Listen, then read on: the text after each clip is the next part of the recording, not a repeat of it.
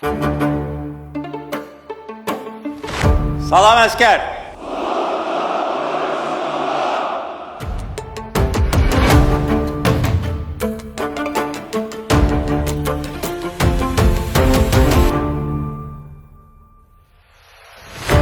Biz qürur hissi ilə bu 5 ili yaşamış və əminəm ki, bundan sonra Azərbaycan xalqı qəhrəman, müzəffər xalq kimi, Azərbaycan dövləti, qalib dövlət kimi əbədi yaşayacaq.